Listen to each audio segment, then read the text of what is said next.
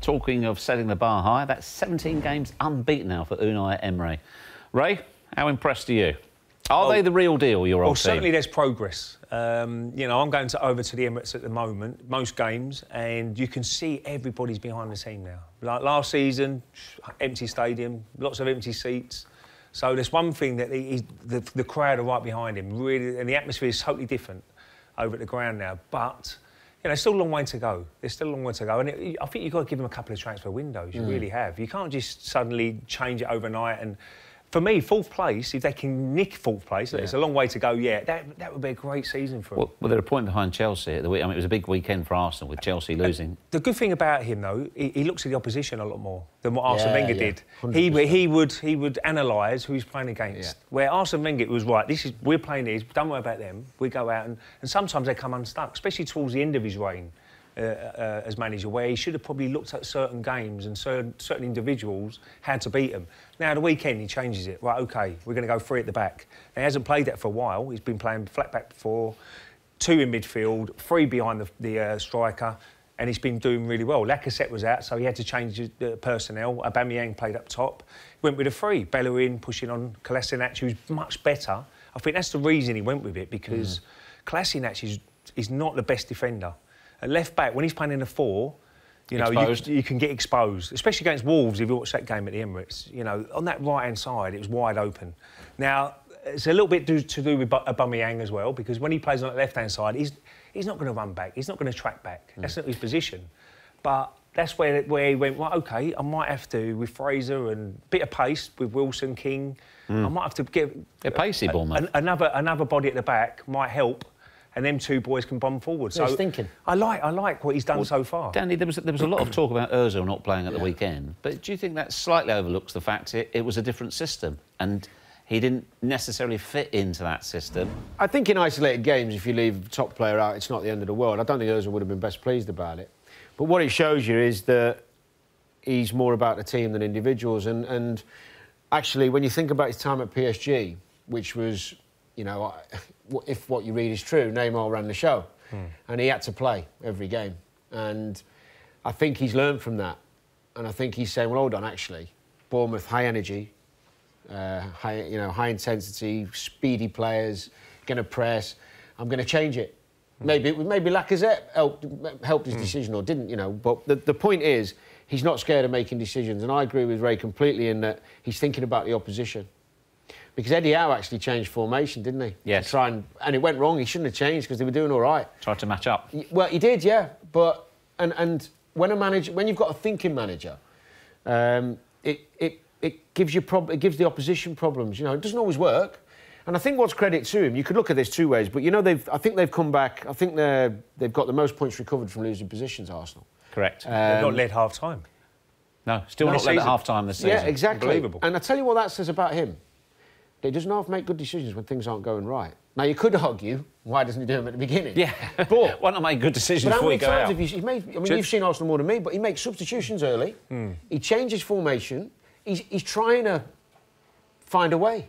And that's a good thing. And the other thing, I think, which I think you'll agree with, is fitness. Oh, yeah, definitely. You know, the tenacity and fitness and hunger. They're running, the stats show they are running. Well, I went on pre-season and I went and watched a few training sessions. The intensity of the training was much, much higher. You know, he was pushing them all the way. And did you join in? I was in the stand, mate, watching it. It was great. And I could see the pain in their faces. I mean, I was like, whoa. But, you know, that's one thing he's really changed, is the fitness. Quite a few Arsenal fans are enjoying it. They're enjoying the improvement, but they're concerned. They are concerned that they still give the opposition an awful lot of chances during a game. And I know a lot of them are nervous this weekend when we saw how fantastic Spurs were at Wembley. But as one Arsenal fan I heard ring into a radio station, he said, hang on, everybody said this before we played Liverpool. Well, that's the sort of level of performance they've got to have against Spurs, because Spurs, coming off that great win against Chelsea, look very good. Look, they've still got that Champions League game tomorrow, so, you know, that might take it a little bit out of them. I'm sure Arsenal, going away from home in Ukraine, he won't be taking a very strong team, and he'll be able to rest a couple of key players for the weekend game. But that's the sort of intensity it's got to be against Liverpool. Liverpool are top side. You know, they're going to be right there and thereabouts towards the end of the season. But they competed. They've done really well in that game. So again, the fans went away from that game saying, "Whoa, you know, that's more like it." You could see the energy. And I tell you, who's made a massive difference for Arsenal is Torreira.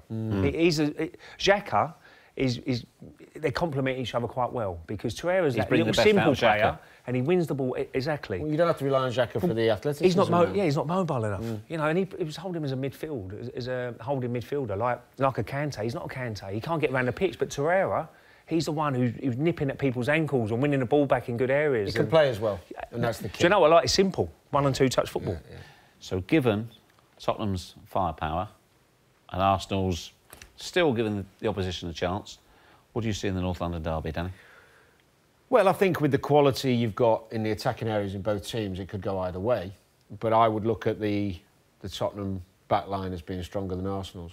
And if I was to go either way, I'd go Spurs. But when you've got Aubameyang, who is, I think he's joint top scorer at the minute in the Premier League with Aguero, isn't he? He's a threat. And do you know what he's got?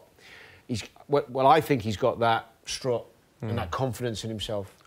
And when you've got a player like him, and Lacazette's done well, to be fair, but when you've got a player like him, you don't have to necessarily play well to win games. And I've seen, and I think what he's done, by the way, the manager's fan, 17 games unbeaten.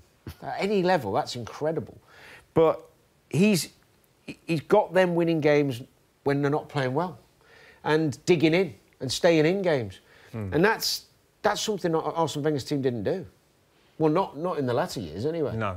You know, and that's crucial. You know, we didn't play well, but we've got to win because their quality going forward's always been there. Still play great football. I think he'll go back to a 4 though at the back. I think he will change it back and go with that 4. And Ozil will probably come back in at the weekend. Well, that's another beauty of the fixture. You've got 2 managers, real thinking. Well, listen, that's insulting. All coaches are thinking coaches, of course, but as you say, they're not afraid to take risks. I mean, tactically, what Tottenham did with Chelsea, targeting Jorginho at the weekend. And, you know, again, this was an unbeaten team. They didn't just beat them, they took them apart. Well, when you make a tactical change and it works, it's great. I mean, Pochettino tried that diamond against Liverpool and got murdered. You know, but it worked brilliantly against Chelsea. But I like the fact, and when I did the Tottenham-Liverpool game, the only criticism I had of Spurs was they didn't change it when it went so wrong. Well, not till very late. But I like a manager. I used to play under some managers that were rigid and always played the same way. And I had some managers who change your formation every week. You're like, oh no, what are we doing now? But at least they're thinking and trying to mess up the other team, you know, because especially if you're playing a good side who are doing well, what can we do differently? And I think it's a fascinating one. I think you hit the nail on the head tactically, because Emery as well is someone who's going to... You don't know what he's going to do. And you know when you work on a team all week in shape, if you're coming up against a team that always play the same way, it gives you half a chance to set up. Right, we know that he's going to come in there, in the hole there, and you don't know with these 2 teams at the moment. So good then. Which way is it going? Draw. Would you take a draw now? I think Arsenal can't afford to lose it. So a draw is not a bad result for them. The way Tottenham have come off that Chelsea win. Again, if you can win it, brilliant. No, I think there'll be goals. I think there'll be a few goals. I think yeah. I'll probably be a 2-2 draw. I think I'll probably go. I think I actually think the midweek game, especially for Spurs, is quite important because as a player, if they lose that one, you know, and you've it's obviously going to be a high energy game. Yes. If you lose that one and then you're going into the Arsenal game, you know, flat. There's more pressure on you. Whereas if you win, there's another bit of impetus. They've beaten Chelsea, they've beaten Inter. But if they don't get the result they want, Spurs, you don't need to be lifted for a derby, do you? So that might cancel that out. It's not about being lifted to run about. It's more about the confidence you have on the ball in the big games. You know, if you just won another one, can't wait for the next one. You know, it's a different... It's not about how much energy you've got. It's not about being tired. It's about the confidence you've got. You know, if you just bang the winner in against Inter in the Champions League game, and you're going into that game, it's like, give me the ball. OK, so our brave pundits have both gone with a draw.